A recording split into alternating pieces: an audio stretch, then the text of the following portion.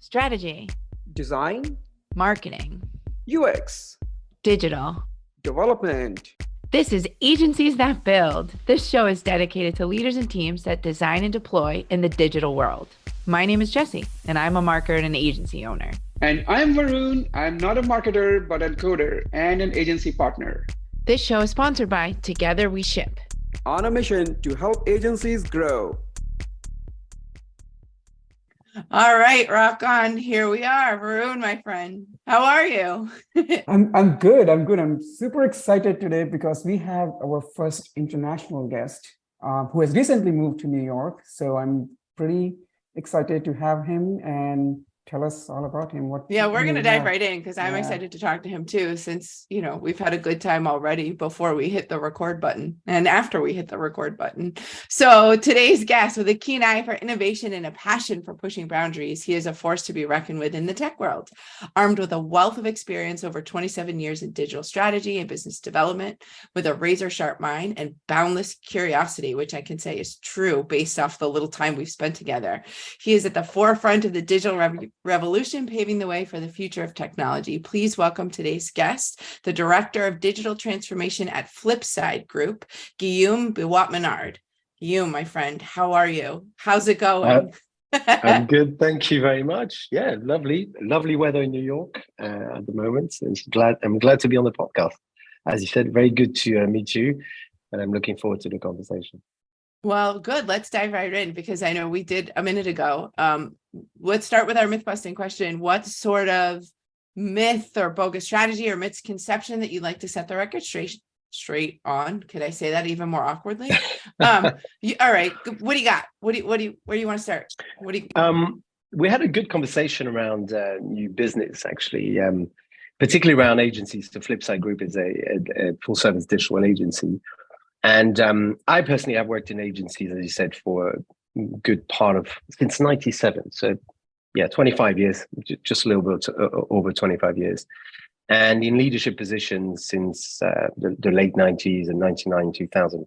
And involved in new business, in small, big agencies, network agencies, independent agencies, and so on.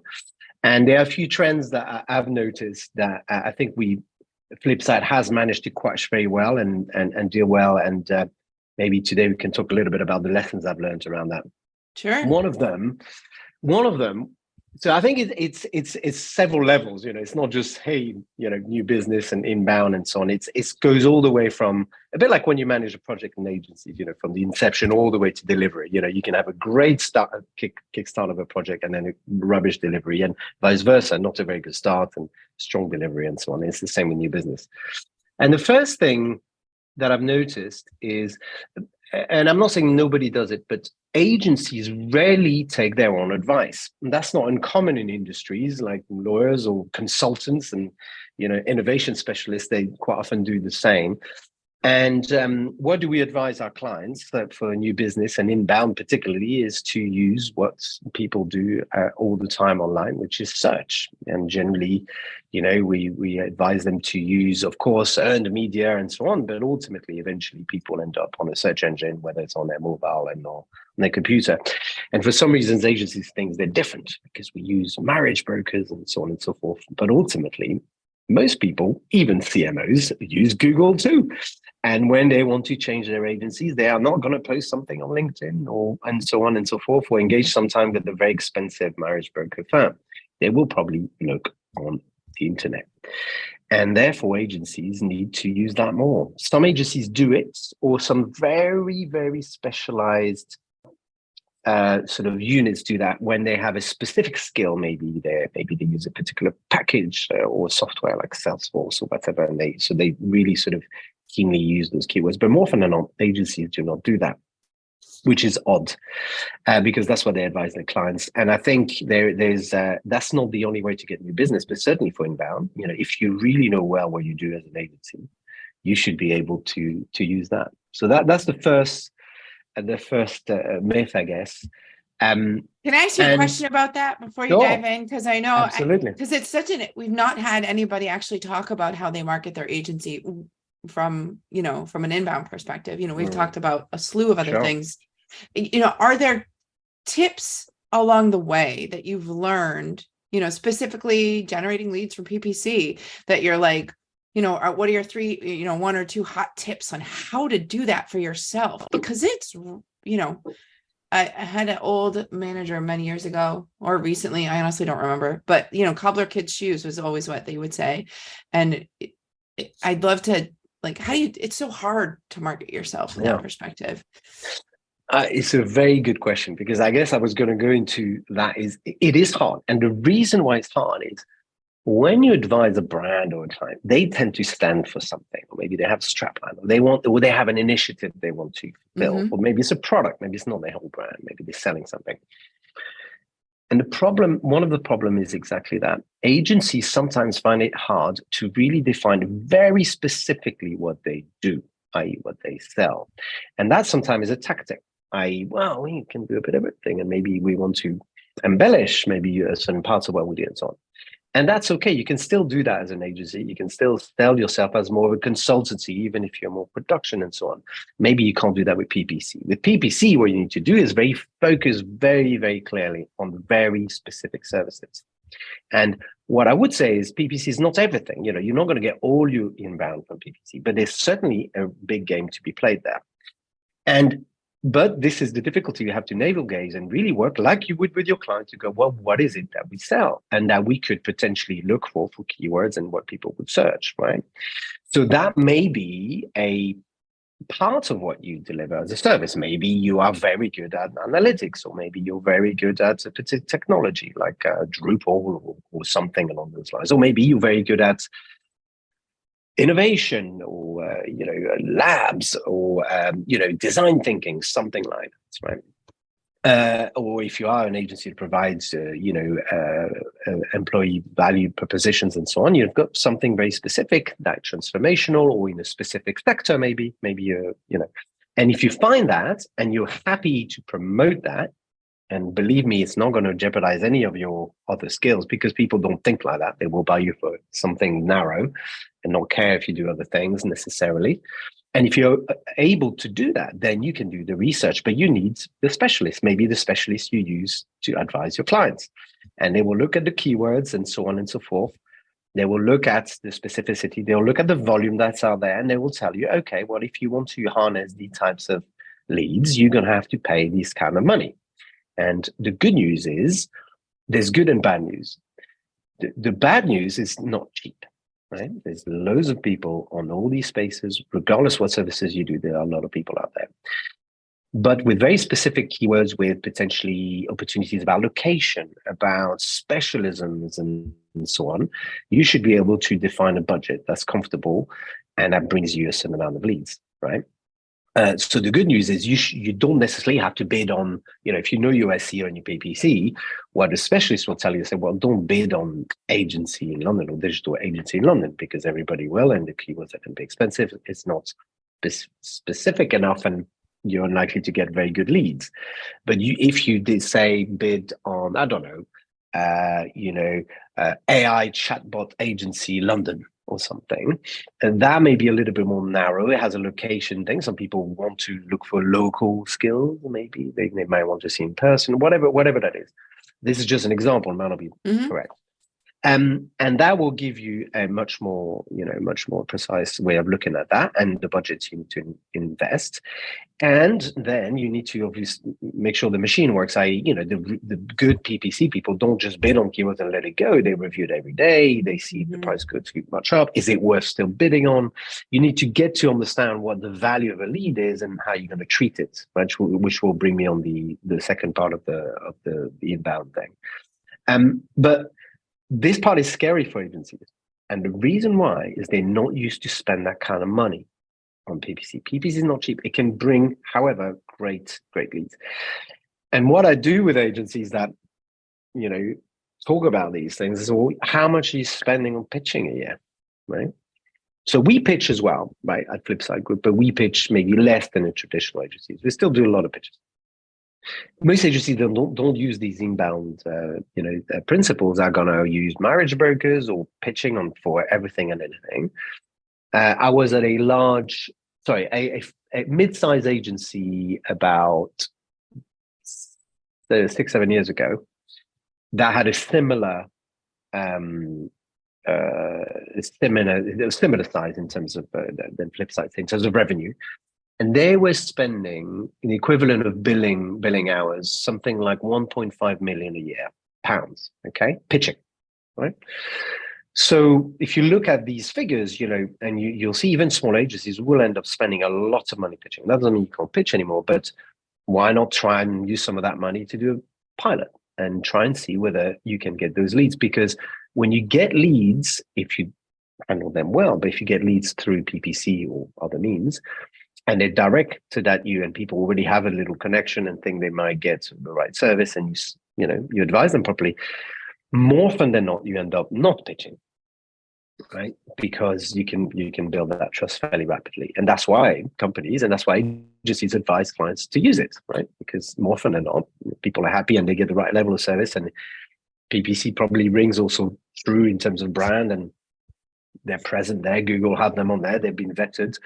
You get a certain level of of clout, and you should be able to convert it.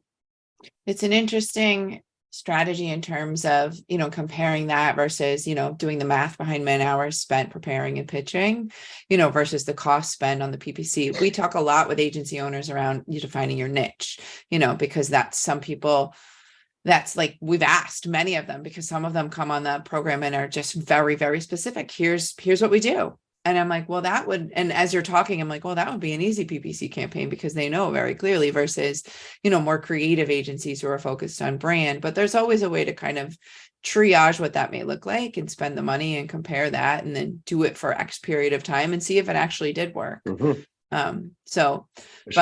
All right, I interrupted you in terms of your that's fine. Inbound. That's fine. Because I know there was more to this. Yes, I mean, and again, just to be clear there, so you can, like anything, and like with clients, we can approach, and we know how to do this because we're agencies. That's what we do. So they can easily run a pilot, try it out, and see if it works. If it doesn't. But my belief is that there's probably a lot more to be done in that space, and they've got the skills. They don't have to hire anyone. They're there. Okay? Yeah, well, it's having the capital, being able to invest in it. It's carving out Indeed. a piece of whatever budget that you have internally, what your financials look like to be able to support that kind of test to see if it makes sense. And not investing enough in PPC can also be a hindrance because it may be a failure, even though if it wasn't, there's a lot to balance there. Yes, your comment there is very pithy because you need to make sure with your PPC specialist that you spend the right amount of budget to make it effective. Because if you spend too low, despite the advice, you may end up with a damn squid, which obviously defies the point. But that also means you don't have to do one campaign about your agency and you go, we sell this. You can have, like we do, several campaigns running on several different things and services. So you can try on one or two or three or multiple services that you sell. So you don't, again, the emotion about who we are, what we do. Well, you could just try and sell PPC for a very specific skill that you like to maybe that is less in demand, or maybe you have people that are on seats in your agency that maybe not as busy as they should, or maybe then that's a great way to look at it, for instance. Or maybe you want to develop a particular area, strategically and so on, and then you can push that.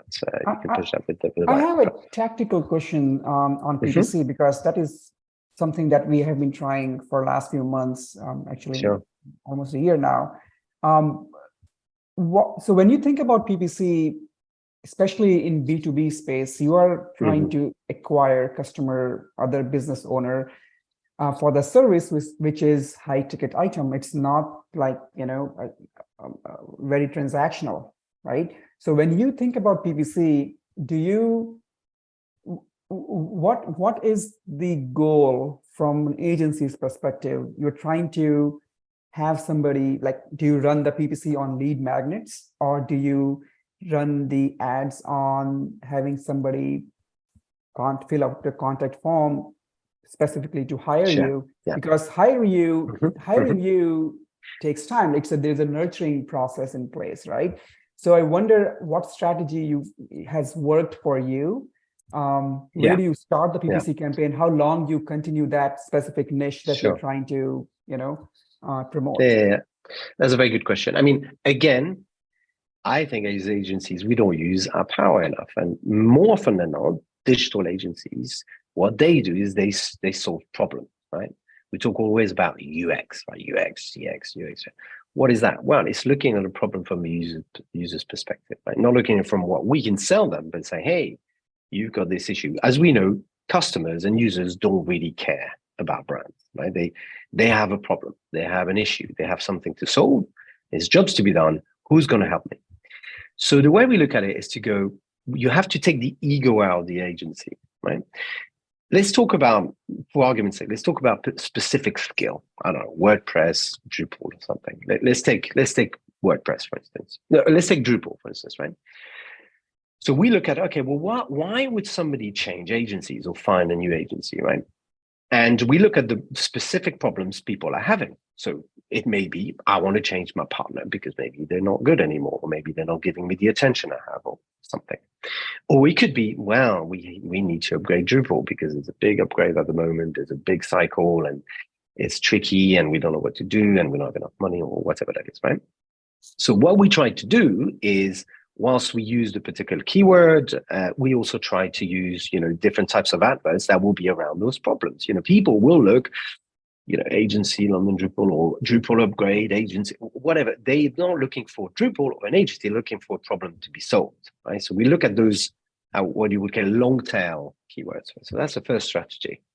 The second strategy is when they land on our pages is to go very specifically, not just generically, we're good at Drupal. Say, no, we do these things so we can help you with the migration. We can help you with the problem. We can help you with the whatever, being more performing. And here's some example projects, right? Contact them. So we're not saying we're good, hire us. We're saying we can solve these problems. Do you have these problems? Then we're here for you. If you don't have these problems, then you go somewhere else.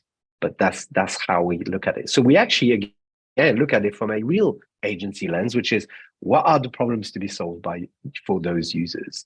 And again, I think agencies there, it's an opportunity that's missed because they have those skills. That's what they do every day, right? So they should not certainly do a generic advert. It needs to be about solving a problem. So you need to look into that problem. What is it? So it can be topical. It can be also timely, and or be software. So this is very specific to software, of course. But say for a platform, there's always upgrade cycles, issues. We notice them because people come to us for these. You can advertise on them. If it is more about something new, then we, I don't know, say AI chatbot, say the current zeitgeist.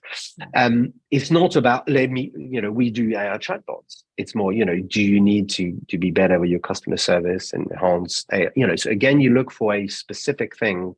Or maybe is your chatbot not performing enough, or et cetera, et cetera. So rather than look at the technology, where everybody's going to bid on that, we're saying we can help you with these specific things, which are true because that's what we do with our clients. So you take just real life examples and you get them to those pages. But when they land on those pages again, or when they call us, right? So I can get to that in a second is, it needs to be very specific again. It can't just be landing on the agency homepage. That will not work. And then further down, going to contact us, right?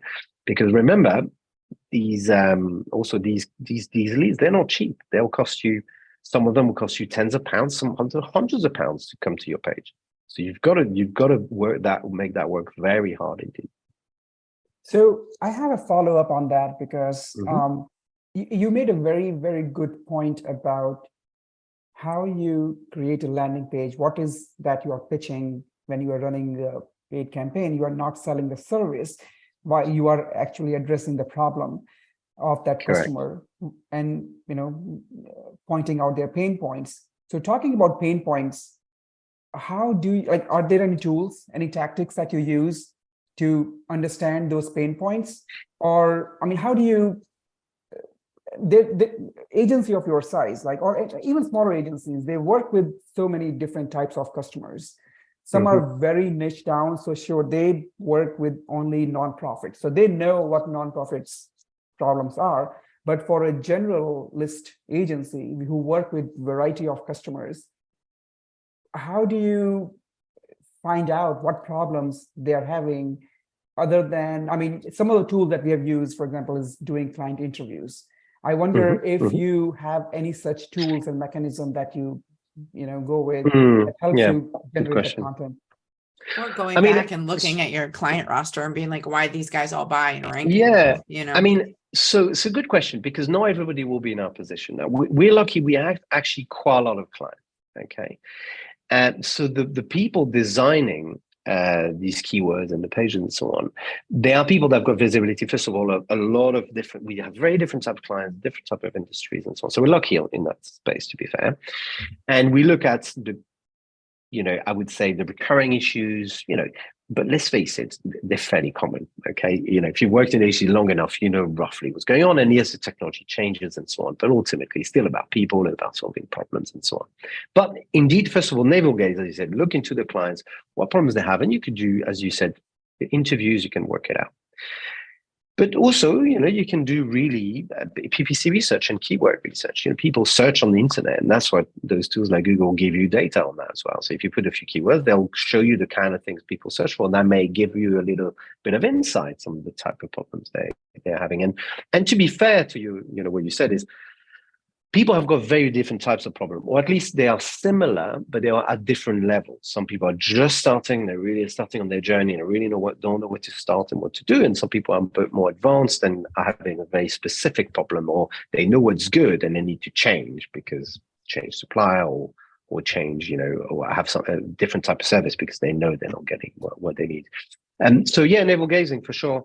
And then what I would say though is when you do that, it becomes a habit, right? So we regularly, when we do something new, we had a really great case study, sometimes we go, hey, let's put another PPC page for this, or so we every few months there's another page going up. And you know what, sometimes we close campaigns down. There was some, I won't name the technology, but there's some piece of technology that I heavily bidded on that we realized, well, it's not worth it. Those leads are too expensive for the kind of conversion we may get. So we turn them on and off, and we just keep on doing that as we go. You manage it like you would for a client. Like you would for your client. It's exactly that. So the person dealing with our campaigns, the person that does our client's campaign, they just manage it like if we were a client. This is exactly the same thing.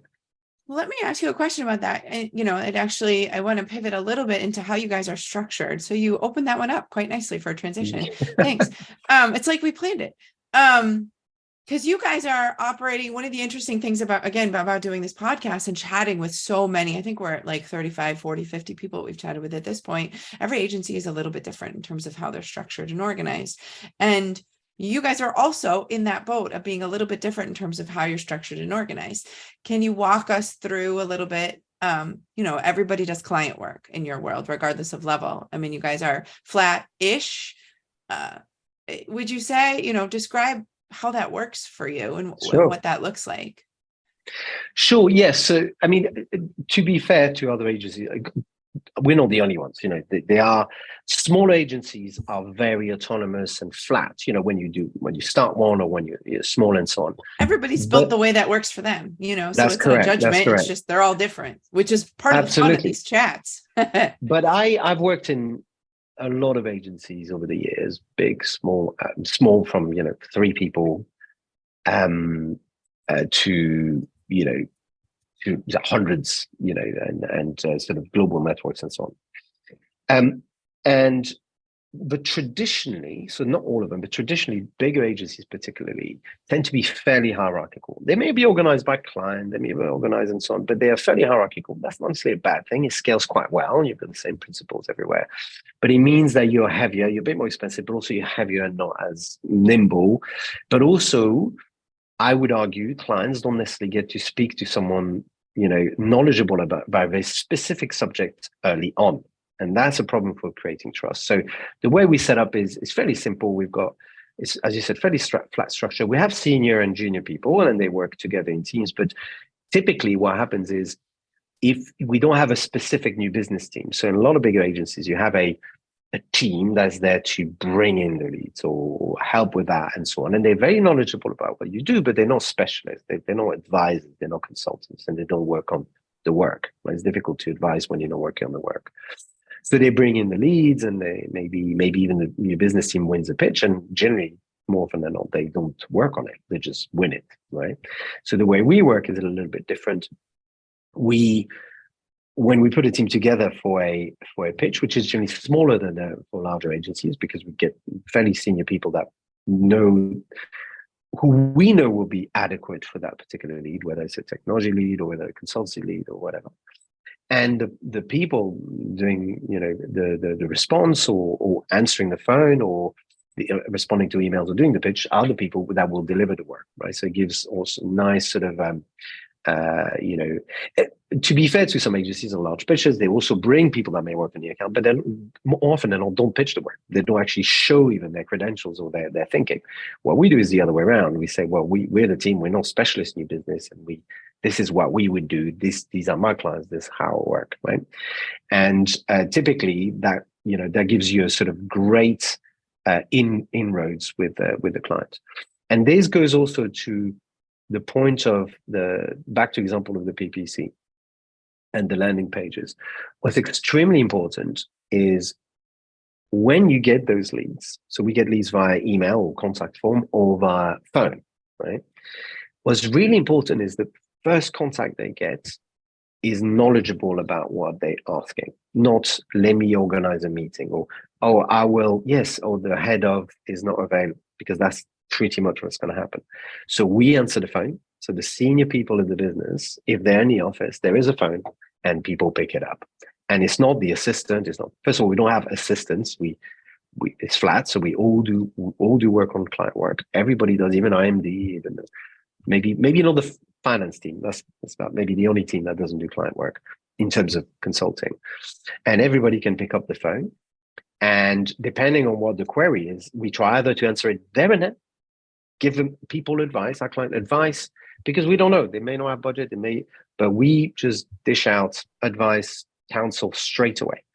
It could be a startup, it could be an agency. We don't mind. We don't keep our knowledge in a box and try to create a big presentation and a big sort of, reveal. That doesn't help people. Right? What they want is actually an answer. Can you help me? Yes, we can help you, and so on. Also, it helps weed out very quickly whether they have £1,000 or £100,000 or whether they are completely delusional, which does happen sometimes. Mm-hmm. Although these tend to be the funniest conversations, but that's for probably another podcast. For $100. Well, I've had some. I'm joking. Also, more interesting calls like I've just reinvented a piece of software that you can build for me. We'll all be millionaires, and it's a bit like Salesforce, but it's different. Okay, so what do you want to build? Well, Salesforce, really. Yeah, so you get, that's a or fun can one. I have or can I have the can you build Uber for me, but it's for X, the Uber for this. So it's quite interesting, but ultimately, so that gives you a really quick inroads. And what we do is we dish out advice. We have even helped people desperate for advice because they've been let down by an agency and so on, that we didn't even end up working with. But we, the point is this will come back to you at some point, right? So we do that. And also we give budget straight away. People will ask for budget with almost zero information. Well, rather than trying to find out and getting all sorts of questions and rounds of emails, we just say, we think, for what you're asking is probably this much, or we'll say it costs as much as a car. And they'll ask us, well, what car? What car do you want? And we'll keep going, And if people say, we don't know what the budget is, so well, but it's about 50. And they say, well, that's very expensive. Okay, well, you do have a budget then.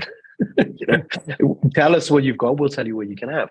And then that generally brings a lot of trust into the relationship, because we're ready to just, advise straight away. And as I said, that means it speeds things up and, generally weeds out,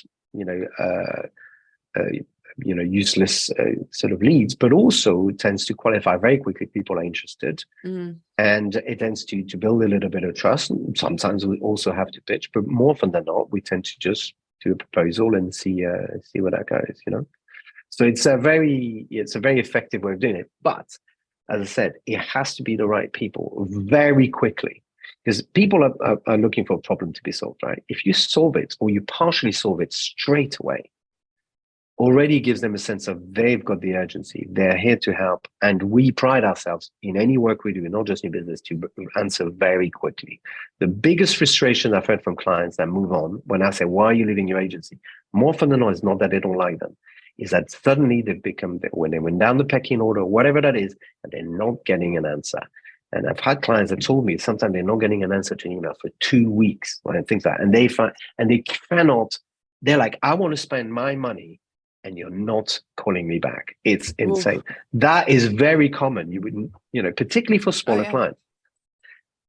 So we, which is absolutely bonkers if you think about it. Sometimes clients are lost because of that, right? Or maybe the supply is not set up for it or whatever that is, or not anymore, right? Put an out of office message and set expectations. Hey, I'm out for a week or two at an event. I'll respond when I return. Like, you'd be surprised at, levels of communication.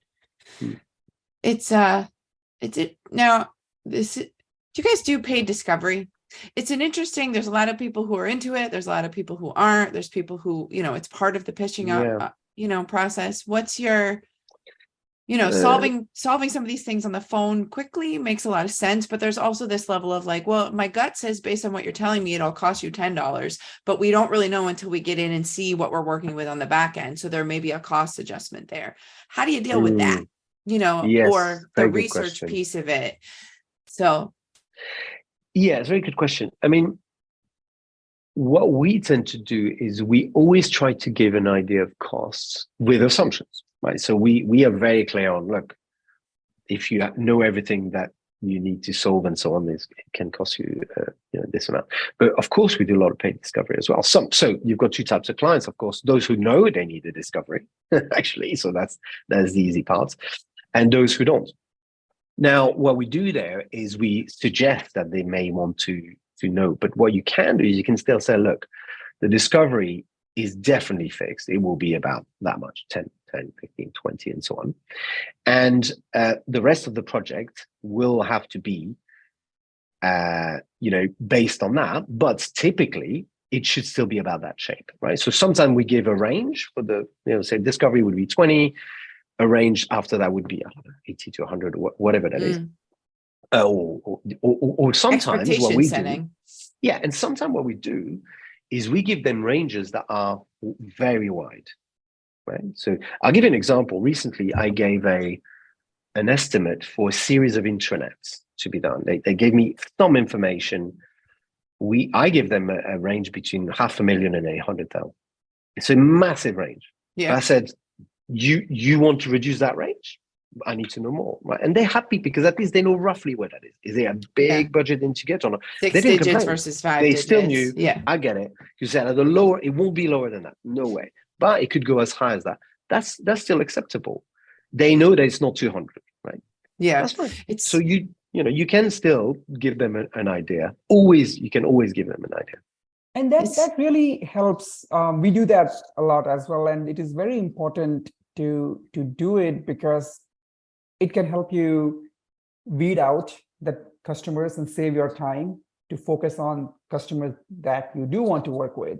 Sometimes we give them a range based on what they've given us for whatever, but also the number that we give them is also based on what is the minimum that we want to take the project on. Sometimes we don't want to go below $50,000 or $100,000. So we always start with, all right, it sounds like it will be that much. It will be more or less, but at least we know at that point that this prospect may not be a good fit for us. So it's a great strategy to do that. Absolutely. Because, you don't want to waste their time, but you don't want to waste your time either. Particularly if it's a large project, that requires a lot of work to prepare, a lot of work to respond to, and you could be doing other things, And so all of this, you need to really, it's the funnel. It's like the funnel, whatever they call the sales funnel. Every stage of it needs to be really carefully planned. The PPC, the pages, who answers, how do we answer, but also what's the expectation internally on how to do that. So the way we do it, because of the flat structure, as you mentioned, is nobody will supervise you. If you're put on the lead, it's your lead. You may lose it, you may win it, but nobody's going to supervise. Nobody's going to check. No creative director will look at your deck. It's yours. Now, if you lose every one of your pitches or leads, questions will be asked. But if you're winning, it's fine. And if you're within the range of wins and losses and so on, and this is the point I was going to get to, particularly around agencies. We can get very emotional in agencies about new business opportunities, right? We like big names, even the budgets are low. We will spend enormous amounts of time for small projects thinking, yeah, we'll grow this account, even if we have no clue that's the case, because a big brand and so on and so forth. And as we know in the marketing space, particularly, generally big brands are not always the one that pay the most, right? B2B tends to be actually much more lucrative. And the problem with agencies is if they don't have the volume, what the volume of lead allows you to do is to be less emotional. There's so many leads coming in. If I lose one, I move to the next. Do I want to know why I lost it? Of course. And I'm going to get some feedback. And as we know, sometimes we get feedback, sometimes we don't, even if we ask very nicely. So you cannot be emotional with these things, and you need the volume to allow yourself to stress less about these things, be more honest about them, because I've been in situations where we were the best agency, the feedback was excellent. I even had once where a client told me it's the best pitch they'd ever seen, ever been taken part of, still didn't get it. Why? Because the CEO's on call is the other agency, or they don't want to rock the boat because the incumbent also runs their IT systems, or whatever that is. There's always a potential reason why you didn't get it, even if you deserved it. Like a football game, you deserve to win it, then things happen. So volume allows you to go, wow, there's another 10. I just need to keep going. And that means there's less navel gazing about, why was that slide 13 a problem or whatever that is? Because actually, in most pitch decks, there's only 3 slides that matter. The rest is just your case studies on how good you are and who will you work with and look at how pretty we are in our pictures. The meat, generally, in those pitches is maybe the work or the thinking you've done just about their problem or the specific slide that matters to their problem. That's what will win you the pitch, not your case study. I mean, case studies are just like a box ticking, and they're happy and they see big names. Mm-hmm. They're as scared as you to give you the business because they want you to be the right partner, right? So volume helps you with that. Do you personalize those 3 slides for each prospect that you do? Always. The key there is this: if you send the same deck to everybody, it will work, but it's, you've got a hammer, you're looking for nails. What we need to do here is, and you don't have to customize many slides, right? But when we say, hey, you need to be better UX, we do a very quick UX analysis of the website or something. We said, look, we use lots of assumptions, but we might say, okay, well, you're looking for customers, these things. Look at this customer journey. You're lacking an opportunity here or there and there. We would look at, or brand wise, I don't know, maybe we do an example. You don't have to do too much work, but we always put in a pitch something about them, whether it's design is always good. That's if you're pitching, of course. But if you are even responding something you don't know too much, what we do is we take generic slides that we have and then we personalize them, like one about conversion, or if they're looking for that, if they are, they're not converting enough leads. If it's about customer satisfaction or better UX, we look at their site and we say, well, here's the things we might do for you or whatever. Yeah, so for free sure. ideas. Free ideas that are not.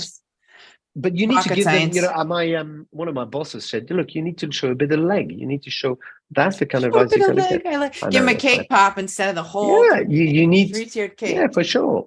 If you feel you've been sent the same deck that the last 1,000 people you've spoken to, it's like, well, that's fine. I may still be interested, but ultimately, what I'm looking for is somebody who's actually thought a little bit about what I just told you. Especially if the deck works. Yeah, exactly. And, remember, as I said earlier, they have a problem. They're not coming to you because they like you. They have a problem. That problem could be a good problem. I want to have more customers or launching something new or whatever that is. But if they search for you particularly, if they really use Google, generally because they have a problem to solve. So you need to show you can solve that problem rapidly and not just send them your, bog standard deck, So one last question I have before we can start closing is, and this is something we have been talking a lot with other owners, which is why it is coming back to me every time when we talk. How do you said you have like all the leaders, like your partners, I mean, all the senior leadership are the one who is picking up the phone, talking to the clients.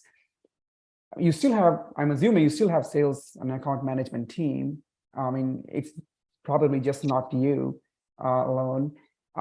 How's your incentive structures look like? Or maybe it is just you. I mean, I'm trying to get some tidbits on how you keep the sales and account management team incentivized, motivated when they work on this client side?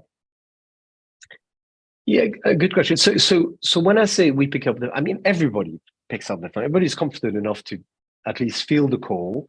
And the reason why we do it, because more often than not, in agencies, what you'll find is people have, whatever the term is, pie-shaped or T-shaped or whatever, they have one core skill generally and others they can talk about. So I can, at a high level, talk about all sorts of things, whether it's UX and so on. I'm not an expert in some of these subjects, but I'm pretty knowledgeable. So, and if that person is extremely knowledgeable and that client, I can say, well, hang on, I have the right person for you to speak to. They're right here, and I'm going to pass you over or whatever. But more often than not, 9 times out of 10 or more than that, all of us can deal with that.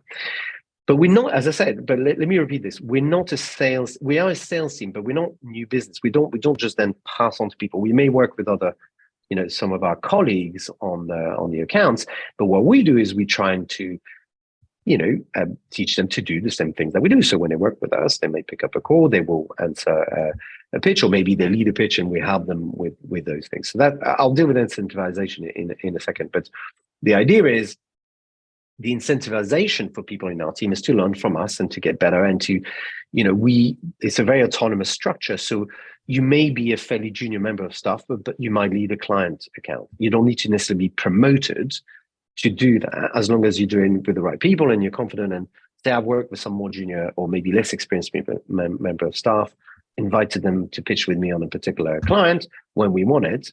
I very rapidly got them to run it with me and then on their own and so on.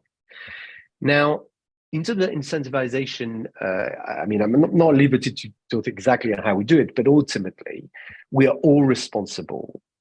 It's very open in our company. We know what the figures are, maybe not salaries and so on, but we know what our target is. Are we, as a business, trying to get towards a goal, and the incentivization will be based around: are we hitting those targets? Are we all together? So it's not there's no competition per se for people. It's more, as a company, are we hitting those targets? If we do, then everybody gets rewarded. So that's the sort of incentivization. So at different levels, it may be that I'm going to the next job, and I want to, because some people might go towards more the consultancy side or more the sales and client management side. Then obviously incentivization different. Some is promotion salary, and some might be different types of incentivization around the agency. But we keep it. It's all about learning and hitting, the targets. But it's not a traditional sales target. You don't target, you get reprimanded. It's more, it's an aspiration, right? And everybody sees everybody's, sort of leads and so on. So there's a huge transparency, which means if there is competition, it's more peer pressure than boss pressure. Right. So it's more, hey, we're doing well. And if you're not doing so well, maybe it's because you're changing department and so on, or maybe it's because, you need some help. And we use it as a trigger for help and for support, rather than a real sales culture of, I haven't hit my target, I'm getting sacked, or I'm hitting a target and I'm getting a bonus. So it's more about, how can we help everybody do well and get the company to do well? Because if the company does well, we're all doing well. This has been a very enlightening chat today. Thank you so much for joining us. I have one last question. Ready? Sure. What's exciting you about the future? Could be about anything. Outside of your beautiful weather in New York City. Oh, of course. I'm a geek, so anything AI just blows my mind. And I'm a very positive person, so I really do believe. Of course, there will be nefarious actors and so on, but I believe AI will help humanity, and so I'm absolutely passionate and very excited about what's up and coming, and for agencies as well, because it's really good fun. We're starting already to do some AI projects, and it's done in the right way and in the right sort of constraints can be extremely useful, very powerful, and totally safe. You use your AI power for good rather than evil. That's how you're approaching it. Correct. So we need like AI superhero t-shirts or something. That's what we need. But well, thank you so much for joining us today. We appreciate it. Where folks can find you is flipsidegroup.com and the LinkedIn Correct. And the Instagram and all the places. So that's it. So Thank you that's very it. much for having Thank me. you. It's been a pleasure. So, yes, it was great. If you learned something today or laughed, please tell someone about the podcast. Thanks for listening. Find our other episodes on agenciesthatbuild.com. Plus, we're listed anywhere you find your favorite podcast.